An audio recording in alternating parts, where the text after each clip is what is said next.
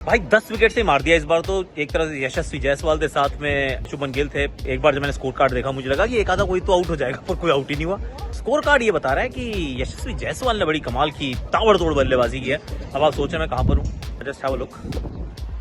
ये बड़ी खूबसूरत सी जगह है, नाम है इसका इंसब्रुक। तो इंसब्रुक में चाहे आकाश यात्रा पहुंच गई और मैं ऊपर तक गए हम। बड़ा इंटरेस्टिंग था कि एक हमने वो केबल कार ली। जब हम जहां से हमने केबल कार ली वहां पे टेम्परेचर था कुछ 21 डिग्री, और जब ऊपर पहुंचते हैं तो पूरी तरह बादल ही बादल सब जगह पहुंच जाते हैं। बादलों के बीच में थे हम और टेम्परेचर हो जाता है 10 डिग्री का डिफरेंस इन अबाउट 7-8 मिनट की होगी वो केबल कार। Absolutely stellar.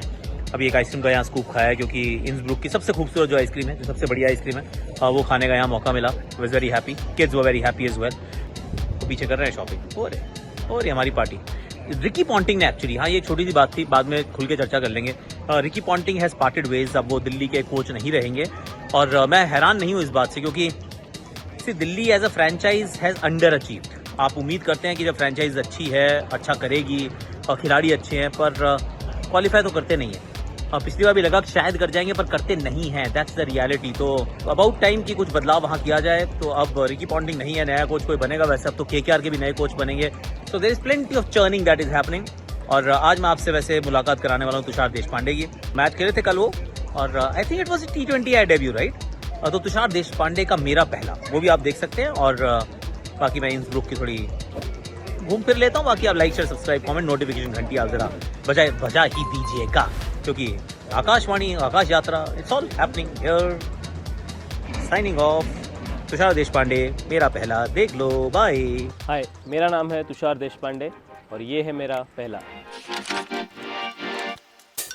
मुझे याद है कि हम लोग अंडर 13 खेल रहे थे एंड एक प्रैक्टिस डे था अंडर 13 का। तो तभी वहाँ अजीत आगरकर आके प्रैक्टिस कर रहे थे। तो अजीत आगरकर तभी इंडिया के लीडिंग बॉलर थे एंड तभी हम सबको लगा था कि उनके साथ फोटोग्राफ होना चाहिए। बट बीइंग अंडर 13 साल की उम्र में तभी तो फ़ोन्स थे नहीं, तो एक ही चीज़ कर पाया मैं तभी कि उनका मेरे MCA की कैप पे ऑटोग्राफ ले पाया। तो वो मेरे पहले इंटरनेशनल क्रिकेट थे जिनका मैंने ऑटोग्राफ एक स्टोरी है उसके पीछे कि 2008 में जब भी फर्स्ट टाइम IPL स्टार्ट हुआ, तभी फॉर्चुनेटली मुझे बॉल बॉय बनने का चांस मिला था IPL में।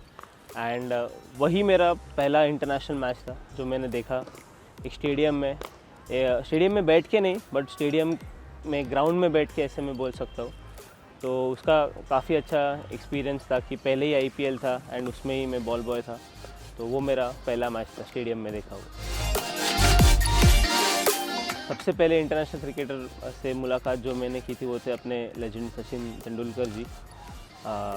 वही मतलब अंडर 13 के दिनों में जब भी MCA की प्रैक्टिस होती थी तो वो वहाँ प्रैक्टिस करने आते थे। तो वो मेरे लिए और सब मेरे साथ जो प्लेयर्स थे उनके लिए एक आइडल, एक बिग इंस्पिरेशन थे। तो वो मेरे फर्स्ट इंटरनेशनल क्रिकेटर थे जिनसे मैंने मुलाकात की।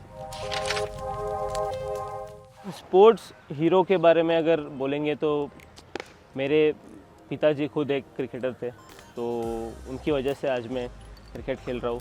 एंड जैसे जैसे मैं प्रोफेशनल क्रिकेट खेलता गया ड्यूरिंग द करियर, बहुत सारे लोगों ने मुझे इंस्पायर किया। तो मेरे फर्स्ट क्रिकेटिंग हीरो ऐसा बोल सकते हैं मेरे पिताजी।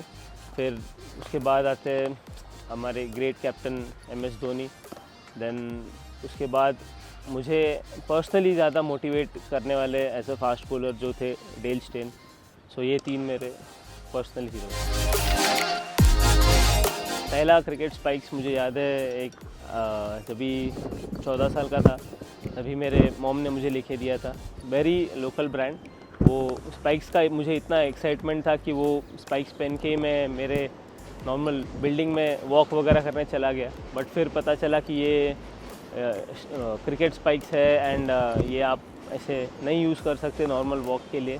तो फिर ग्राउंड पे मैंने यूज़ करना उसको स्टार्ट किया। अब पहला क्रिकेट कोच मेरे पिताजी है, वो खुद क्रिकेट खेल चुके हैं, A डिवीज़न लीग्स खेल चुके हैं मुंबई में। तो मेरे फर्स्ट कोच वही है।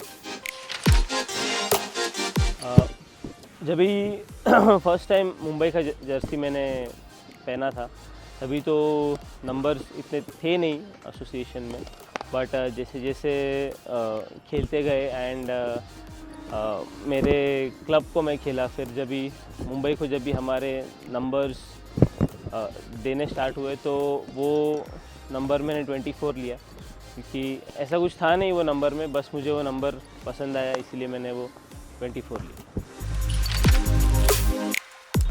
फर्स्ट जो जब भी मुंबई के लिए खेले तभी फर्स्ट टाइम पे मिला, तो तभी ऐसा लगा कि जो भी अमाउंट था वो काफ़ी बड़ा है, बट जैसे जैसे मैं खेलता गया तो मुझे रियलाइज़ हुआ कि मैंने वो अमाउंट मेरे क्रिकेट में ही डालना चाहिए। एंड वो मेरे मदर ने मुझे बोला कि जो चीज़ तुझे मिला है क्रिकेट की वजह से उसे क्रिकेट में ही इन्वेस्ट करो। तो वो पहले जो कमाई था उससे मैंने मेरे लिए अच्छे नाइकी के बॉलिंग शूज़ लिए।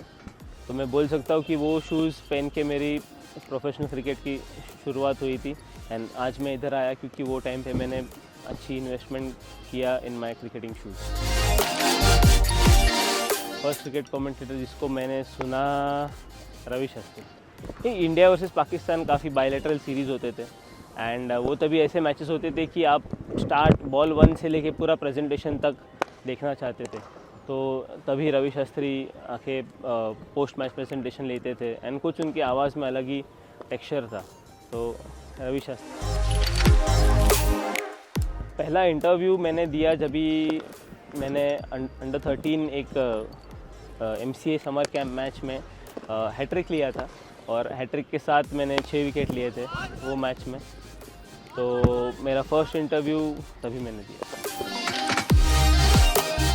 पहला ऑटोग्राफ मुझे याद है कि मैं रणजी ट्रॉफ़ी की टीम में ही आया था, जस्ट आया था, कोई नहीं जानता था मुझे। हम लोग कटक में खेल रहे थे और एक ऐसी बंदा रैंडम आ गया एंड उसने मेरा ऑटोग्राफ मांगा। मैं आज भी डाउट करता हूँ उसको मेरा तभी नाम पता था या नहीं, मुझे अभी तक याद नहीं, बट उसको जैसे क्रिकेटर का ऑटोग्राफ चाहिए था उसने मुझसे मांगा। मैं थोड़ा सा हिचकिचाया देने के पहले कि मैं तो अभी कुछ भी नहीं हुई है, मेरा ऑटोग्राफ क्यों मांग रहा है, बट वो मैंने दे दिया उसको ऑटोग्राफ।